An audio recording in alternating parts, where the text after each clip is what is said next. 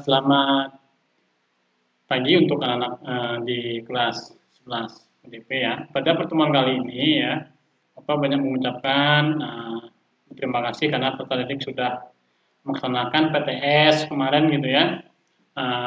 Ada beberapa pun yang sudah Bapak Ibu guru sampaikan ke peserta didik ya mengenai nilai, pemahaman materi gitu ya. Ternyata setelah kita adakan PTS gitu ya, maka nilai peserta didik juga udah didapatkan ya. Kemudian juga beberapa juga peserta didik itu tidak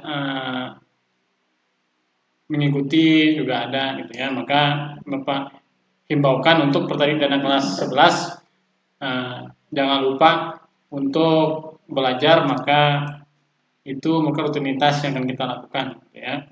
Baik, pada kesempatan pada pagi hari ini untuk peserta didik gitu ya, kita akan belajar itu bagaimana caranya membuat SEO unpack. Cuma pada kesempatan kali ini saya akan memaparkan dulu untuk cara offline-nya dulu, unpack-nya. Nanti saya nggak menggunakan jaringan di sini gitu ya, karena Bapak cuma menyampaikan beberapa slide untuk materinya. Nanti berarti silahkan sama-sama kita belajar untuk pembuatannya seperti apa, untuk SEO unpack-nya gitu ya. Nah, materi kita pada kesempatan kali ini itu membahas mengenai bagaimana cara optimasi gitu ya, SEO unpack. Nah, ini artinya bagaimana cara tata kelolanya, pengaturan halamannya dan segala macam gitu ya ketika di websitenya agar lebih menarik, bagus, menarik gitu ya. Mungkin lebih indah tata rapinya dan segala macam gitu ya. Pada Rabu 7 Oktober 2020, kelas-kelas BDP itu mapelnya bisnis online gitu ya.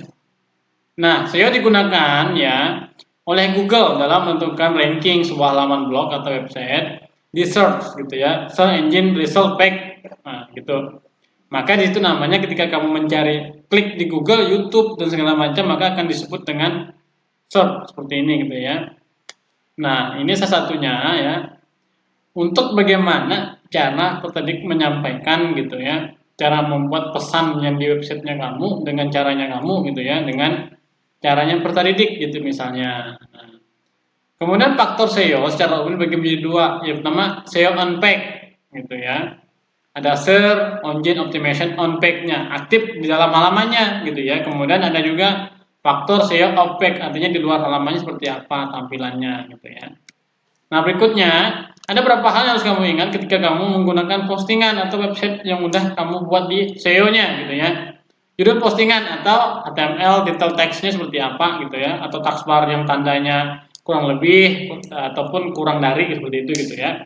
Nah, judul postingan adalah faktor SEO yang paling penting ya.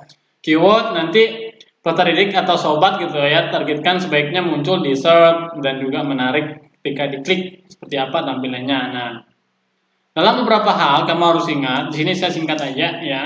Karena di sini ada beberapa keyword atau ratingnya seperti apa ketika kamu mencari search-nya gitu ya, optimasi SEO seperti apa ya. Nah, di sini ada beberapa hal. Yang pertama, nama domainnya seperti apa. Kan keyword itu untuk menjadi kata kunci seperti itu gitu ya. Maka ada nama domain di situ ya.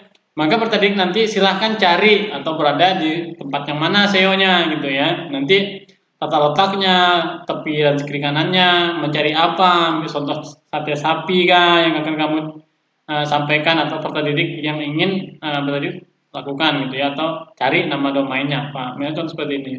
Nama domainnya satesapi.com, berarti artinya ada yang membuatnya, menggunakan blogger, WordPress dan segala macam. URL, di mana namanya ini disebut URL file seperti ini gitu ya tampilannya. Nah, maka diusahakan peserta didik itu ketika menggunakannya gitu ya, maka kamu harus mengerti URL itu apa gitu ya. Nah, alamatnya seperti ini seperti URL biasanya. Nah, kalau penulisan dan segala macam. Di sini saya tidak mendetailkan karena materi kita mengulang beberapa bulan-bulan kemarin. Ini cuma menajamkan sedikit aja mengenai URL dan segala macamnya aja ya. Kemudian ada meta description, itu di mana tulisan yang digunakan untuk menjelaskan tentang apa isi konten blog yang kamu atau websitenya itu gitu ya. Nah, tulisan ini akan muncul atau di snapshot itu biasanya di search, artinya ketika kamu menjelaskan atau di tentang apa, blognya mengenai apa gitu ya, maka banyak Master SEO biasanya ingin mengatakan bahwa ketika kamu deskripsikan ini seperti ini cara pembuatan agar lebih baik dan ratingnya lebih agak lebih unggul gitu ya. Kemudian percobaan SEO toolnya itu biasanya merupakan faktor SEO unpack. Bedanya kemudian ada berapa rating yang akan menentukan presentasi kemungkinan kamu bisa membuatnya lebih baik ataupun yang diakui menggunakan websitenya lebih bagus gitu ya. Ada keyword, ada beberapa ahli keyword ini biasanya yang dipakai Google biasanya ya untuk menentukan rating sebuah blog atau website di mana dia memiliki bagus fiturnya, item dan cara penggunaannya lebih spesifik gitu ya. Kemudian nanti untuk meta keyword itu merupakan faktor SEO juga salah satunya gitu ya. Untuk menentukan rating bagaimana kamu bisa menjadi pembuatan SEO itu lebih menarik gitu ya. Ada header H1, H2 dan 3 itu maksudnya halaman akan kamu gunakan gitu ya. Kemudian kalau di beberapa diartikan H1 itu biasanya uniknya gitu ya. H2-nya sebagai header dan segala macam untuk hal yang perlu. Kalau kamu punya blog, punya Gmail, kamu kan tahu itu H1 headernya apa, H2-nya apa, 3-nya dan seterusnya gitu ya. Hierarki itu pembuatannya letaknya seperti apa. Nah, jika kamu perlu, kalau tidak perlu ya kamu jangan pakai yang seperti ini. Misalnya mengedit tampilan Facebook. Nah, header yang pertama itu ya disebut dengan H1, header yang keduanya apa gitu ya. Tiganya. Nah, kalau di H1 misalnya nama kamu berubah menjadi nama yang seperti apa gitu ya. Kemudian di H2-nya nanti bertadi silahkan merubah fotonya, backgroundnya. H3-nya kamu silahkan membuat cara statusnya dengan gambar dan segala macam seperti itu. Tata letak untuk pembuatan bingkai dan segala macamnya. Kadang-kadang keyword itu biasanya kamu akan menggunakan seperti bold dan tulisannya segala macam gitu ya. Penulisannya nama kamu huruf tebal gitu. Nah, dan seterusnya juga sama. Ya, untuk penekanan keyword ini cuma menentukan tata letak nama atau bahasa yang lebih efektif aja. Nah, kemudian di sini ada beberapa hal ya. Ada di Google, minta maaf karena tulisannya agak salah sedikit gitu ya.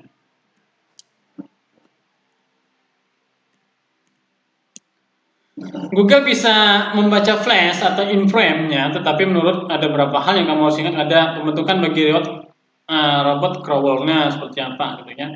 Maka ketika kamu mengklik di halaman SEO-nya ya, artinya maksud yang ramai itu artinya ketika kamu klik ada tutorial video atau tampilan sebelum kamu buka website mereka ada tampilan menarik gitu ya. Itu disebut dengan namanya satunya flash atau frame yang akan kamu gunakan di scriptnya atau penulisannya nanti menggunakan printernya atau apa gitu ya misalnya. Nah, jika postingan blog sobat atau peta didik sisihkan video maka cantumkan deskripsi tentang apa halamannya segala macam harus kontennya seperti apa. Nah, link internal artinya di begini. Nah, dalam sebuah postingan kamu ada sesuatu hal yang ingin kamu bahas di posting. Jadi ada link khusus kamu siapkan. Misal YouTube ada link di bawahnya. Nah, itu disebut dengan link internalnya gitu ya. Nah, di sini saya tidak menjelaskan mengenai outbound link. Outbound link itu biasanya dihindari dengan beberapa hal, ada penulisan, kode dan segala macam gitu ya. Nah, di sini saya tidak menjelaskan terlalu mendetail seperti itu. Ini kalau jumlah link yang keluar nanti akan banyak biasanya. Apakah kamu cantumkan 2 atau 3 gitu ya. Maka pertemuan hari ini kita coba dulu mengenai materi ini sekilas gitu ya. SEO unpack ini gimana cara pembuatannya gitu ya. Nah, ini ada beberapa kode yang akan kamu gunakan cara pembuatannya, spammingnya apa, linknya apa gitu ya. Nah, berikutnya ada berapa dalam gambar dalam postingan seperti apa, formatnya set, CP apa dan segala macam gitu ya. Maka di sini kamu formatnya pakai JPG gitu ya atau JPEG ya. Nah, posisi HTML-nya seperti apa? Ya, untuk videonya dan segala macam itu juga sama. Berikutnya ada pemakaian server atau di top level domainnya seperti apa, maka konten yang akan kamu buat itu mengenai Google apa, mengenai weblog, Go dan segala macam itu ID-nya terserah kamu pada dasarnya ya. Nah, kemudian kecepatan loadingnya biasanya ditentukan dengan faktor SEO-nya. Jadi saya nggak detail ya, karena ketika kalau saya jelaskan kamu pasti nggak paham, maka kamu harus mencobanya di rumah, maka tadi gitu ya. Kemudian berikutnya ada bahasa dalam postingan ini harus terterapi. Kalau posting nggak boleh menggunakan bahasa yang tidak bagus gitu ya, maka pembuatannya menggunakan tata bahasa yang baik gitu ya. Mungkin itu aja pada kesempatan kali ini pertemuan kita ya. Maka Bapak sampaikan, jangan lupa silahkan datang ke sekolah jika kamu tidak paham atau sampaikan materi yang belum kamu ikuti gitu ya. Baik, cukup sekian dan terima kasih untuk pertemuan kita di anak kelas 11 BDP. Bapak ucapkan semangat belajar, kurang lebihnya Bapak minta maaf gitu ya.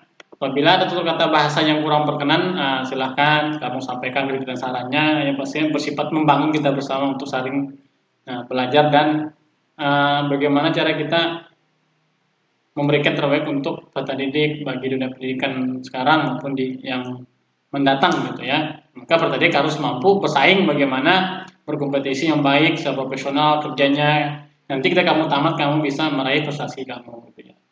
Baik, cukup sekian. Semoga Tuhan Yesus memberkati.